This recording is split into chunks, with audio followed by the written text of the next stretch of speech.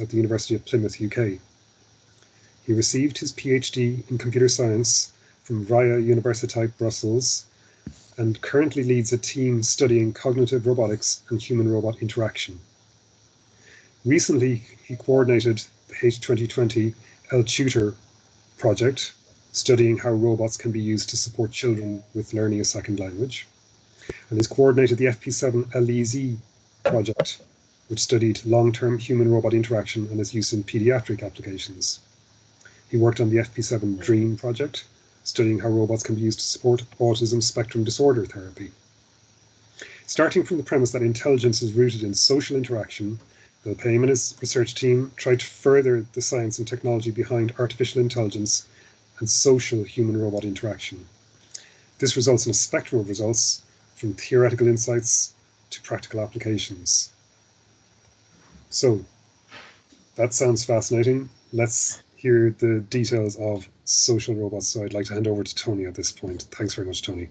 Thank you, Rudy. Let's just share my presentation. All right, I assume you're seeing this.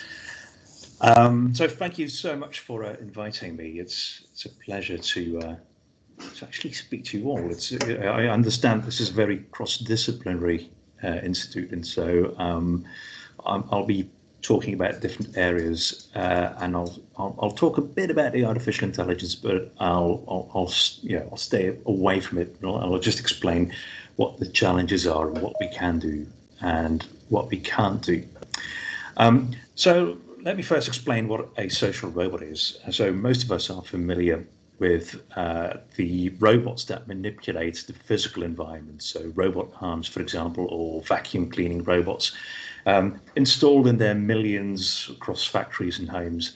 But these robots do nothing but execute a particular script, quite simple script, and they just interact with the physical environment. To them, people are mere obstacles. And if you kind of go to right on that spectrum, you end up talking about robots that need to do both, that need to be physical at the same time. So, for example, self-driving cars here, they need to transport people from A to B, which is a physical task, but at the same time, they need to be social as well. They need to understand what is happening around the car. So they need to take into account other drivers, cyclists, pedestrians, make predictions about what they're going to do, what actions they're going to take, and then act accordingly. And then on the far side of that spectrum, you've got social robots. And these are robots that have been designed to only manipulate the social environment. That sounds sinister, but it isn't. It's a robot that has been designed to interact with us in the same way that we interact with each other. And positioning these robots is interesting. So most traditional robotics can be found in the intersection between mechatronic hardware, so building the physical robot, and then some AI and computer science. But as soon as you build social robots, you need to take the human environment into account, and you end up in this really small intersection here.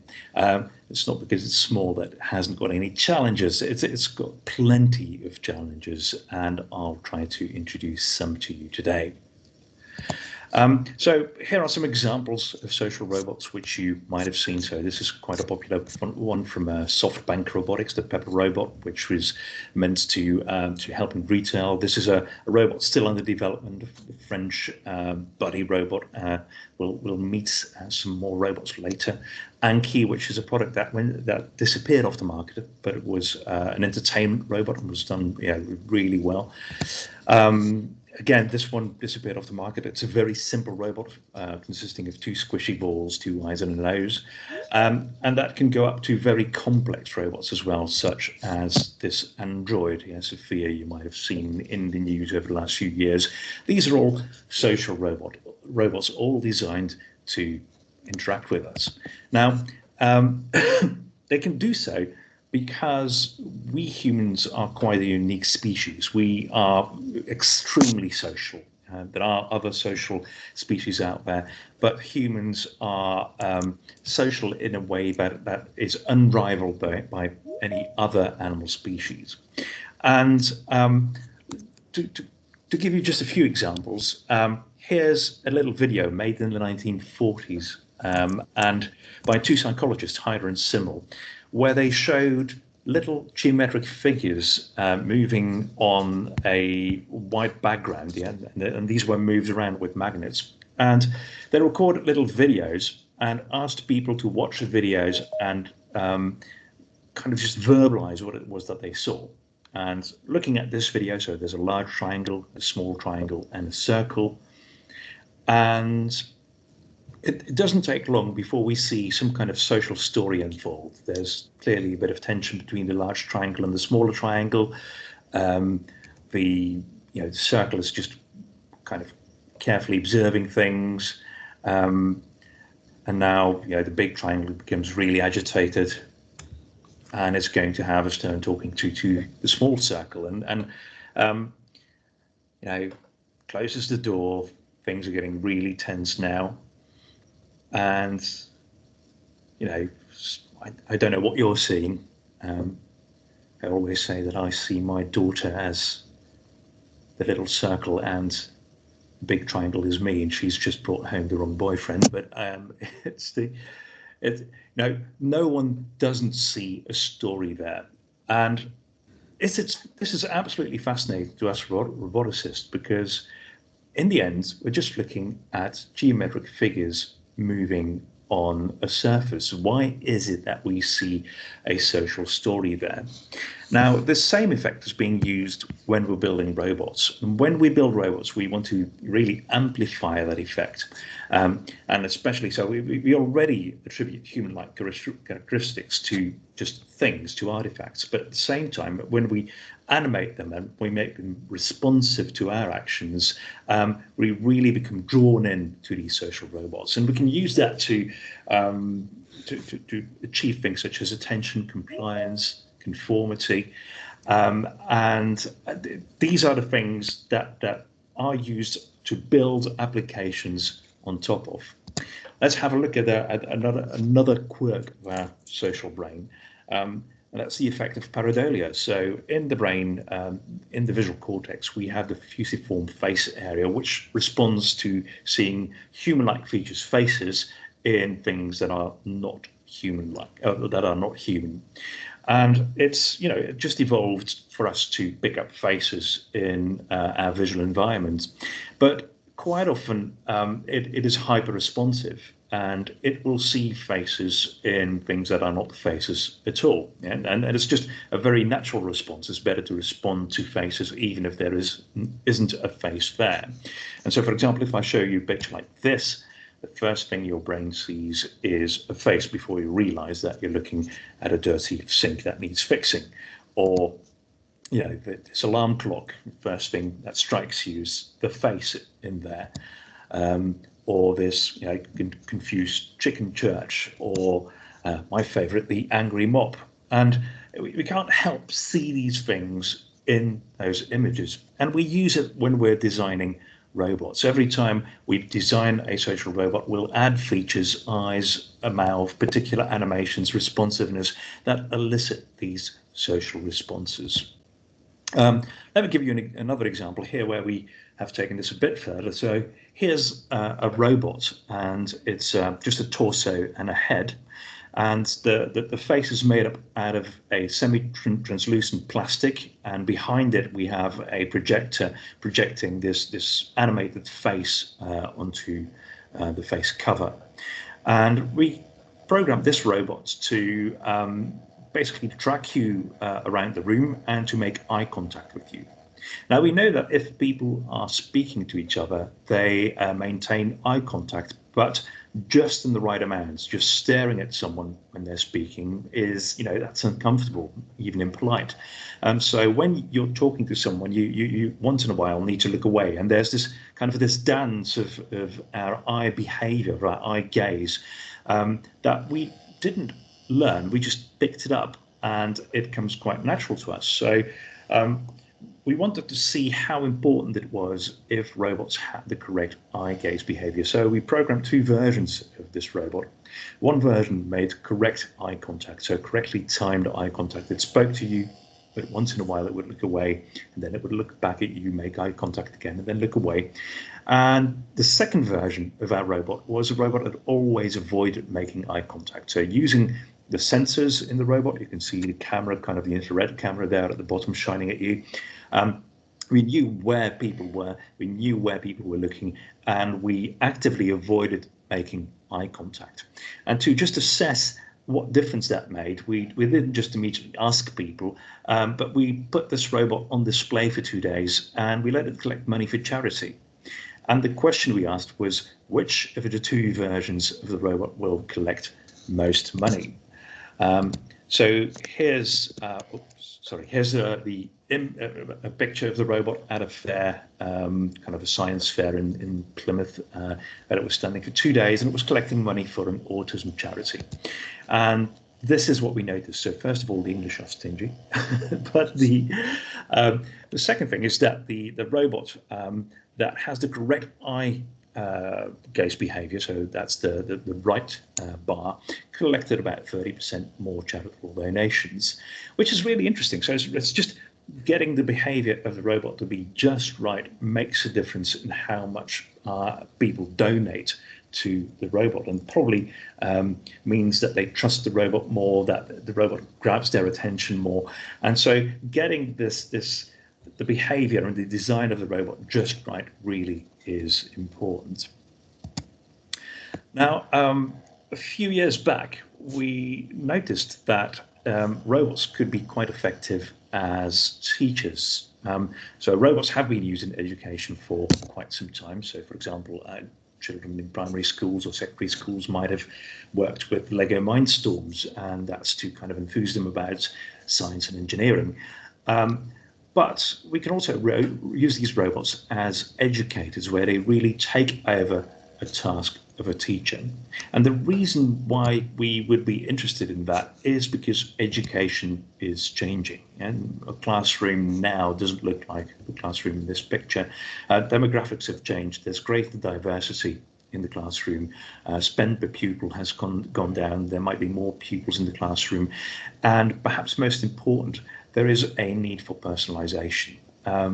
We do not accept any longer that a teacher is just teaching to the mean of the group, the class group, but we want our teachers to spend more time on the children who need more time. There might be children who are ahead, might be children who are falling behind, and we want personalized teaching for these children. Now, of course, the resources are not there, but robots could perhaps be the answer to this. And we've recently done a survey on different research studies where we looked at how effective these robots for education could be. And what you can see is that these robots have different outcomes. They have affective outcomes, so that's really changing the attitudes towards education. So, for example, if the robot encourages you to do more homework or to do more exercises or something, that is an affective outcome. And then we can look at the cognitive outcomes as well. So that's really the learning. So how much have you learned? How much have you gained in a particular skill that the robot was tutoring? And what we notice is that the physical and the social presence of the robot really makes a difference. So you could just have the same content delivered on a computer or on a tablet, but it's not as effective as having a physical, tangible, three-dimensional robot out there. Somehow that robot encourages you to pay attention and to learn more. And we're certainly not the first ones looking at this. Going back in a literature review, we even found this paper from 1992 where they compared the technology of the day, so a tape recorder to a toy robot, and noticed that the robot actually was more effective than a tape recorder, not as effective as a human teacher, but more effective than technology of the day. And so looking across all these various studies, we notice that the robots can be quite effective. So the effect size is 0.7 for cognitive outcomes and 0.59 for affective outcomes, which is good. Human tutoring achieves cognitive outcomes of 0.79, so we're just under that. Now, of course, robots are not as flexible as human tutors. They're quite restricted in what they can do. They can teach one subject and can't go outside that. They can't, I don't know, engage children on different topics. But it's really fascinating to see how good these robots really can be. And what we also notice, for example, is that positive affective outcomes do not necessarily mean that they are going to learn more. So it's not because children enjoy the robot that they are going to learn more. Quite often, even if the interaction is not that enjoyable, they're going to learn more, which is, I thought, an interesting outcome. And to give you an example, I want to tell you a little bit about a study we did on robots teaching mathematics, and in this instance, robots teaching prime numbers. So what we did was we brought the robot into a classroom and we let the robot teach children, we let the robot teach children how to recognize prime from non-prime numbers. So they had a large touch screen in front of them and they had to sort numbers into being prime or not prime. We wanted children to learn about what prime numbers were, and we wanted to teach them how the sift of Aristophanes worked. And so they need to learn how to divide between 2, 3, 5, and 7. So we kind of revised that first, and then we teach them about prime numbers. And we had two theories.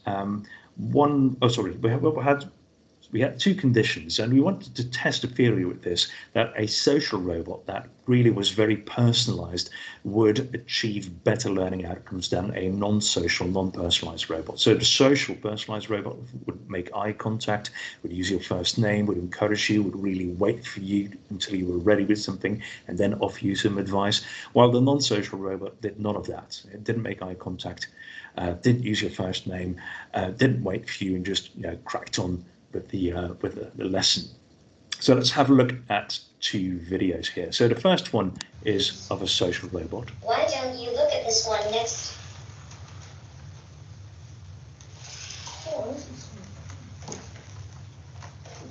And you see this robot kind of making eye contact, waiting for the... Sorry, let me just stop that one. So you see this robot making eye contact, waiting for the child to stop and then continue giving advice at just the right moment. And here's a video of a non-social robot.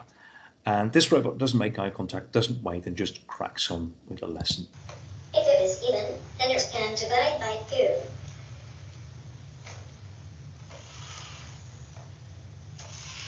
I have a tip for dividing by 3. And what you see here is that this girl doesn't, mirrors what the robot does. She doesn't make eye contact. She doesn't wait for the robot either. There's really just very little going on in terms of social interaction.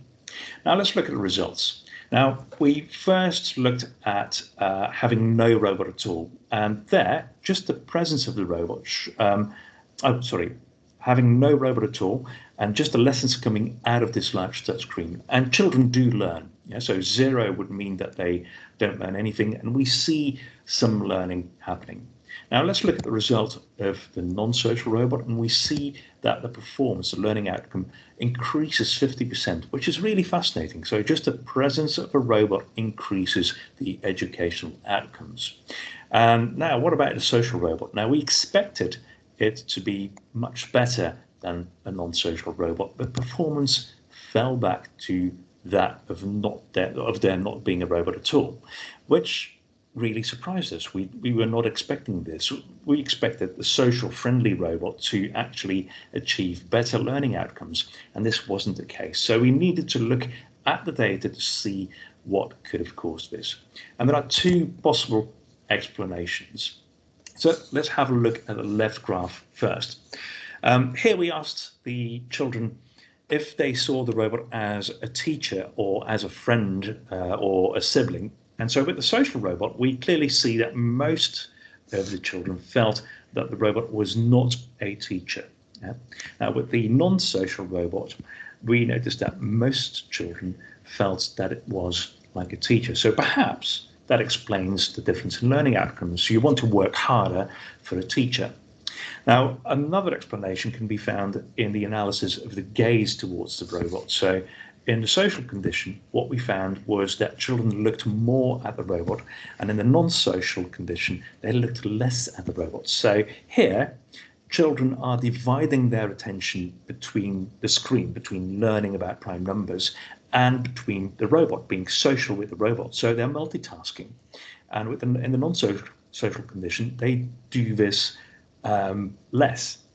And so that might also explain the learning outcomes. So it's really interesting. So you might naively expect that a friendly robot is going to be more effective in education, and it turns out that it isn't. There's a time for being social, and there's a time to actually just crack on with learning mathematics. And it kind of, very early in our research showed that we need to be very careful about the pedagogy that we implement on these robots. Now, maths learning, you could still argue that maths is perhaps best learned from doing exercises with paper and pencil. But this really isn't the case for language learning. So we wanted to see how effective robots could be in teaching children a second language. Now, there's something interesting about language learning. Our very first language, our mother tongue, we learn from interacting with our parents, our siblings, our peers, and then suddenly you learn another language in school. Typically, it's your second language, and then we learn that in a classroom setup, where the teacher is standing in front of the classroom, and we learn vocabulary and grammar. And this broadcast mode of education really doesn't fit how we acquired our first language. So the social component, the social interaction, is completely missing. So we wanted to know if we could bring that back with robots. Now we looked at our target population were very young children, because we know that the younger you are, the easier it is to learn a language. There's this critical period hypothesis saying that you need to learn language before you hit puberty, because otherwise your performance and certainly aspects such as your pronunciation really kind of fall back really rapidly after the age of about 12. And we also looked at migrant children, although I won't really talk about that very much. Now, language learning is technically a huge challenge.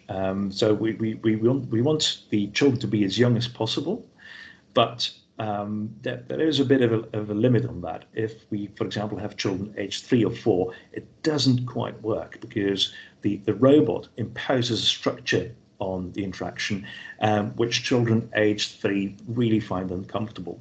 And so we kind of started with children aged 5. And beyond that, we've got all the other technical challenges.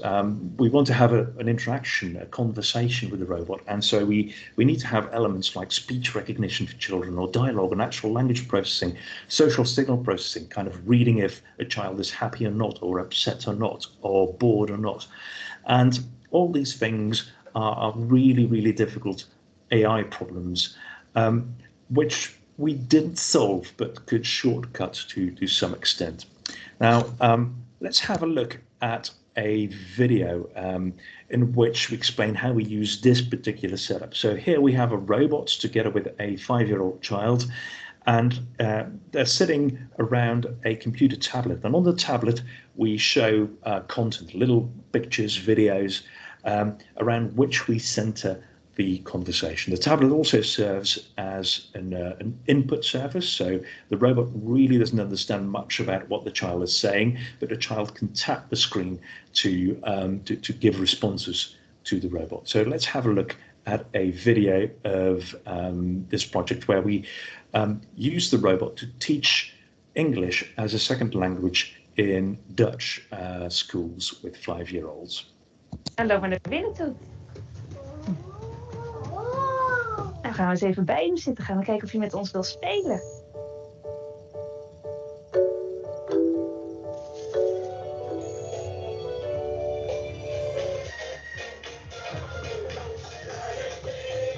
Dat was leuk. Laten we een spelletje doen. Doe me maar na. Ik hoor het beste als je recht voor me zit. Ja. Ik versta je niet. Hallo, Robin. Ja. Hallo, nu kan ik je goed horen. Dat is leuk. Ik ben een beetje moe. Ik ga nu rusten. Doe je allemaal even te snel. Kijk eens, hier zit Robin de robot al helemaal klaar om weer met jou te spelen. Ja, want jij hebt natuurlijk al vaker gespeeld, hè, met Robin de robot. Ja. Hallo, Quinty. Het is tijd voor een nieuw spelletje. Behind. The monkey is behind. The train. The monkey is behind the tree. Dat heb je knap gezegd. The monkey is running. The monkey is running. Super. The bird is flying. The bird is flying. Flying. Flying. Oké, Quinty. Tot de volgende keer. Na weer. Okay, I'm going to stop it there. There's if you want to see the full video, you can go to the website of the project and watch the full-length video there. What we noticed was that children indeed learn from the robot, but they're quite slow learners. We didn't expect that. We expected them to be faster at learning, and the robot didn't make a huge amount of difference there. The tablet alone was sufficient to already teach them quite a bit of English words and grammar, and the robot seemed to kind of make things more enjoyable, but we didn't really perceive or it didn't pick up any additional learning outcomes there. So language learning with the robot is possible, but still there are lots of challenges and unanswered questions. Now, another thing that we do with social robots and another application area is therapy. And so over the years, we've looked a lot at how robots could be used to help children that had been hospitalized or children who needed very specific therapeutic programs, such as children with autism spectrum disorders. So autism, brings with it really significant social, communicative, behavioral challenges. And autism is on the rise. So in the US, for example, 1 in 68 children have been diagnosed with ASD, and it's much more prevalent among boys than among girls.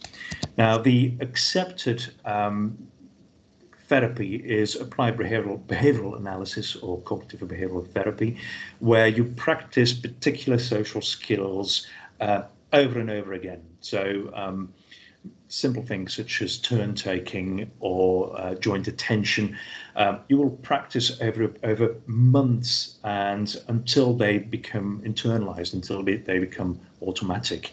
Now, because of the high intensity and the repetitiveness of this therapy, and also because robots tend to be seen as kind of very engaging by children with ASD, robots have been promoted almost as a very ideal platform to give this kind of therapy, and so across Europe, Korea, Japan, and the States, there have been numerous studies using robots to provide autism therapy.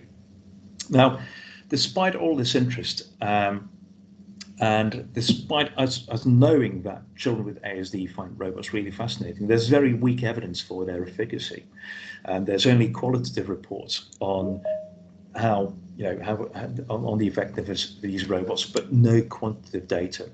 And so a while ago, we had a European project, a DREAM project, where we looked at how effective robot therapy could really be. And so we bring in a robot, we put it in a rig with cameras and different sensors, and again, a large touchscreen. And we let the robot practice social skills together with a child. How important here is that the therapist is never out of the picture. The therapist really is firmly there. It's just the robot is another tool that the therapist can use in their arsenal of other means. And so here's a video of one of our therapists in Romania practicing joint attention skills with this young boy with ASD. And so the robot points at one of two pictures or looks at one of two pictures, and the boy needs to guess which picture the robot is looking at. Imediat. Uite la nou, ochișorii lui nou, acolo, bravo. Unde se uită? Unde se uită robotul? Unde se uită? Aici se uită. Okay. Now, we recruited 70 children in a large-scale study, average age 4.7 years, so quite young, and brought them in for 12 sessions. We had a number of where they were on the autism spectrum scale. We had some data on where they were before they started with the therapy, and we can divide the children in two groups. One having robot-enhanced therapy. One having robot-enhanced therapy, and the others just having standard human therapy. And what we found was robot therapy to be equivalent to the standard therapies. And this is really kind of the very first time that we could show that the robot really, it's not better. Yeah, some people thought it was going to be better. It's not better. The outcomes are the same. The only difference that we do find is that the robot therapy is actually more enjoyable. So these programs last 1 or 2 years, and there are weekly sessions, and bringing children back for another weekly session is quite often difficult, and it's made easier by there being a robot to interact with. Now moving to adults, we just finished a project together with partners in Colombia, where we looked at how robots could support cardiac rehabilitation. So cardiovascular diseases are responsible for a large, 31% of global deaths. And if you get treated for a cardiac event, then typically that is followed by a quite long and quite intense cardiovascular rehabilitation. So when you had a cardiovascular event such as a heart attack, you are brought into the hospital, there might be surgery, and so you have a very critical first 48 hours, and that is then followed by 18 weeks of building up cardiovascular strength again.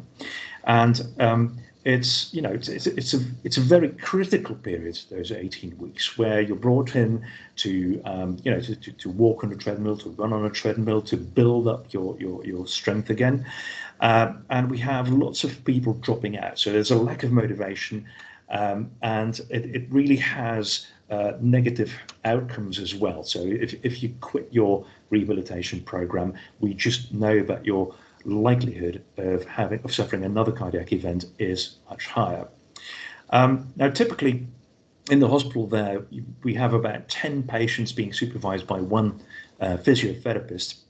And so the physiotherapist needs to divide her attention between all the patients and doesn't have enough time to engage with everyone. And so we brought in a robot. The idea of the robot is not only to kind of keep an eye and to give one-on-one support during the therapy, but also to encourage people to return for a next session. Now, there's quite a bit of technology involved, so there's a bit of sensing technology, but also some artificial intelligence to kind of recognize what the user is doing, to just recognize who is on the treadmill, and to give personalized feedback and motivation. And it's the robot in there, kind of in between all the sensing equipment that we have. The robot really is this little bit there that provides motivation. And we ran a study for 2.5 years looking at what this robot could really contribute. And here's a video, for example, just a brief video of what the robot actually does. So the robot is here on the right hand side. We've got this treadmill. This is the physiotherapist and the patient.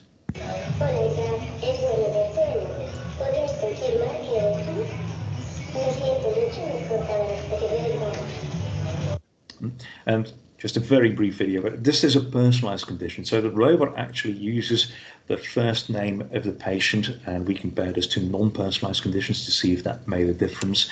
And we were a bit thwarted by the COVID-19 pandemic and had to cut our experiment short. But we had enough data to actually show that the robot does have or does make a significant difference. So looking at compliance, so people coming back for more sessions, we noticed that the people who had the robot do come back for more, and that the personalization, so using a first name, building up a bond with the patient, really makes a difference. And that has just been published in Frontiers in Neuro Robotics. Okay, now to kind of look at the challenges that we face in terms of the technical aspects. I think that building these social robots is possibly the biggest challenge for artificial intelligence. Most of social robots you'll see out there are still teleoperated, something we call Wizard of Oz, in reference to the story where a wizard is controlling a huge figure of a man. And in recent studies, about 50% of all studies on social robots still use Wizard of Oz. Now, Wizard of Oz has its place, of course. You can use it to run a quick and quite cheap study without needing to implement all the artificial intelligence and all the automation sitting behind the robot, or you could use it as a stub for underperforming technology. So, for example, linguistic interaction, like dialogue, for example, doesn't really run very well. It's just still in its infancy, and there we can use Wizard of Oz to just substitute that with a human operator. But the goal really is to have autonomous human-robot interaction. Otherwise, we can't really reap the benefits of having these robots being automated.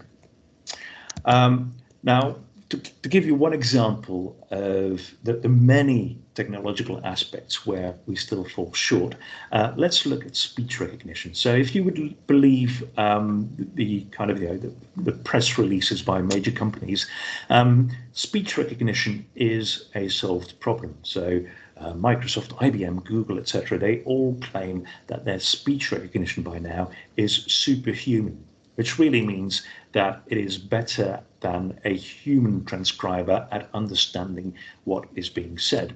And that is indeed the case. So if you look at the data sets that they use and the tests that they use, the benchmarks that they use, their speech recognition has been optimized to be superhuman on those performance metrics.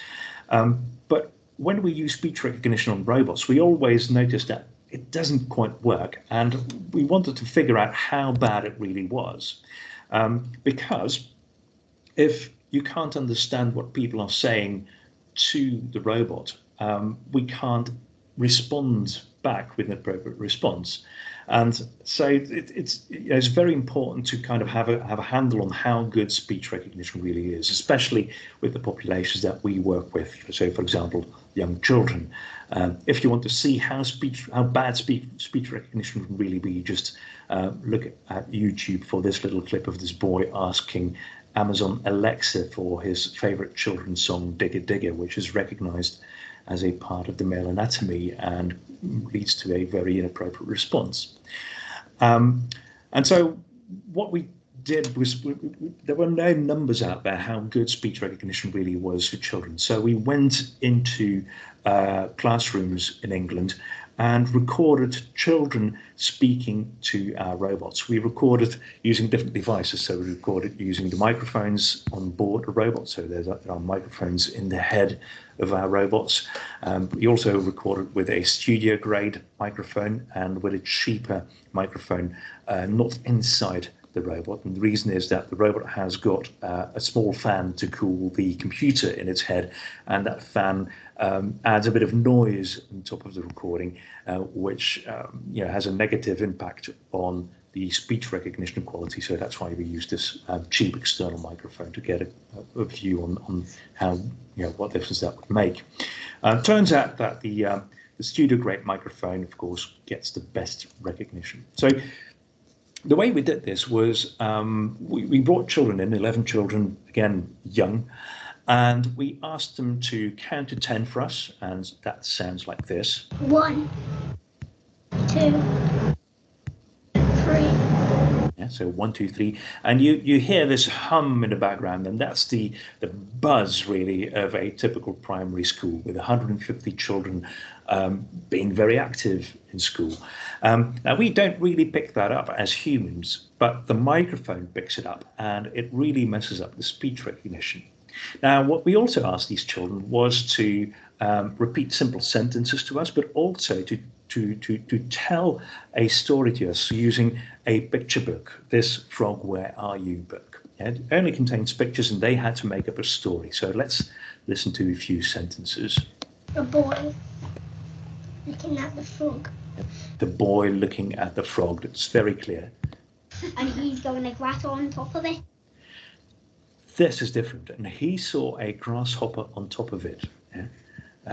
Let's listen to And he's going to grasshopper on top of it. It's just really difficult to understand even for us. Here's another one. And a rat came, popped out of the hole. And a rat came, popped out of the hole. So again, we've got a disfluency here. So they change mid-sentence to a different verb, and it's fascinating how we understand this, but for speech recognition, this is really difficult to pass. Yeah? So we fed these recordings to some commercial and some open source speech recognition engines, one from Google, one from Microsoft, Nuance, a company specializing in speech recognition, and Sphinx, which is an open source initiative.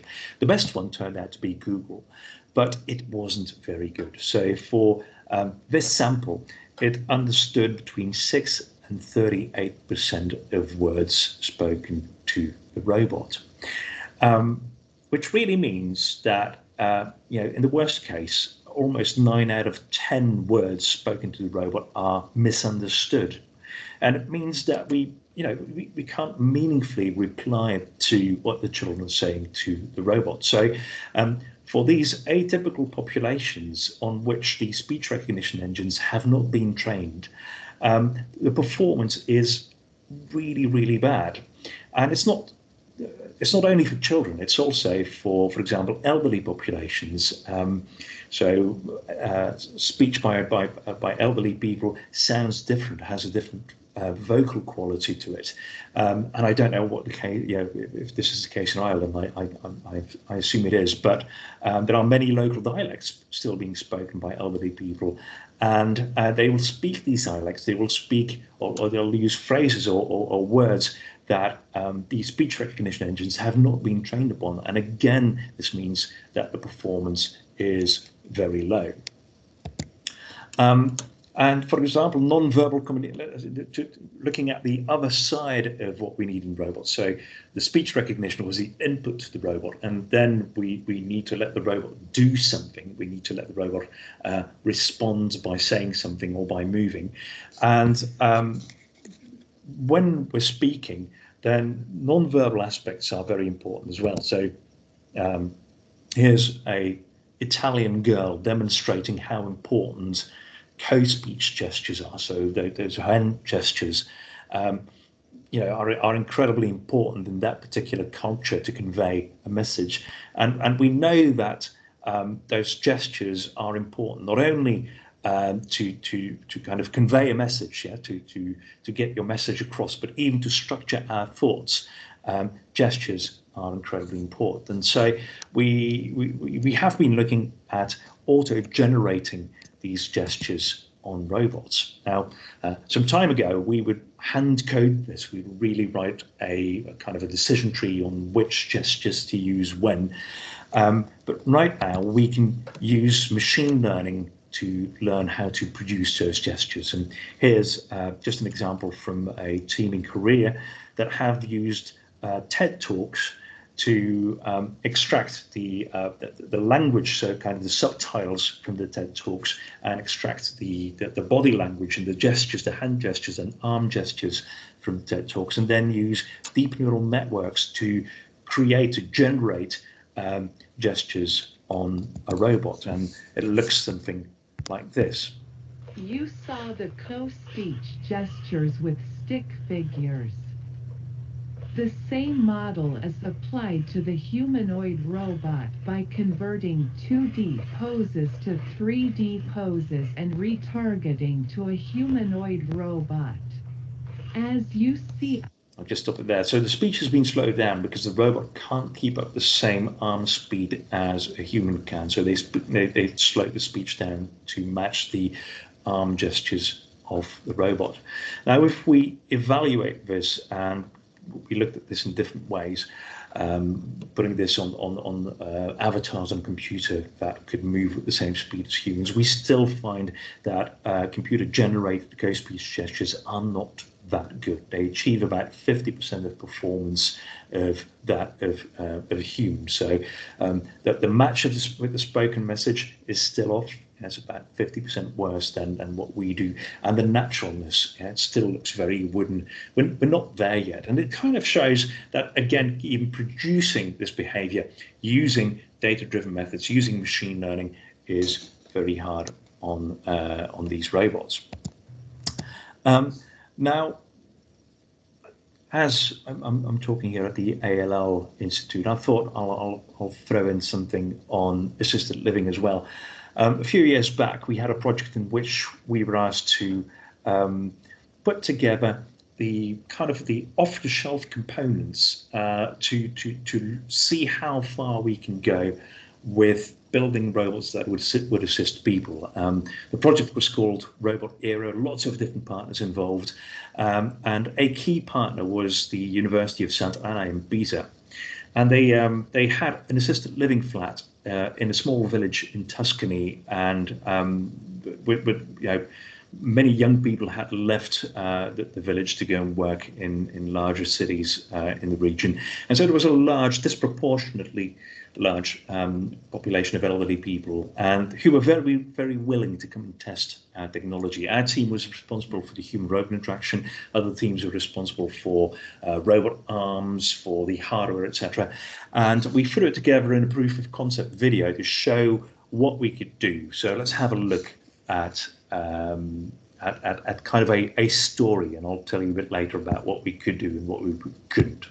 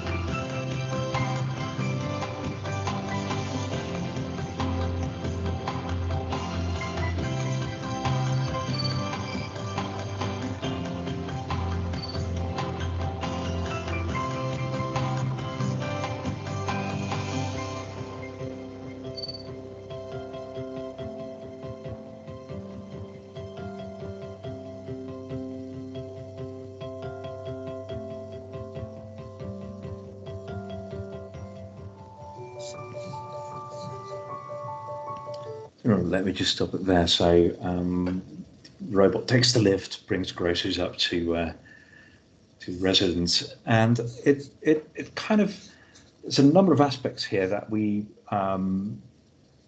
thought were really important in kind of just trying the off-the-shelf technology. Some things worked, some things really didn't work. So, for example, manipulation. So, a robot having a robot arm that does things around at home, we found that that was still virtually impossible. Yeah, so the skill to manipulate objects, especially kind of objects that haven't been adapted to be manipulated by robots, just didn't work. Other things like the grocery robot actually driving out and picking up a parcel when the environment has been sufficiently adapted. So, for example, when the sidewalks are wheelchair accessible, really work very well. But we also discovered things that, that were almost oversights. So we worked together with companies building care homes and assisted living facilities. And one of the things that they didn't think of was to have decent internet everywhere. The reasoning being that, hey, elderly people don't really use Wi-Fi. So why would we have Wi-Fi coverage everywhere in the care home? Not thinking that perhaps the technology or the staff working in the care homes would need Wi-Fi. And so one of the Swedish companies that were involved in the project now took this into their design criteria. When they're developing new facilities, they make sure that there's Wi-Fi coverage absolutely everywhere in their buildings to allow automation.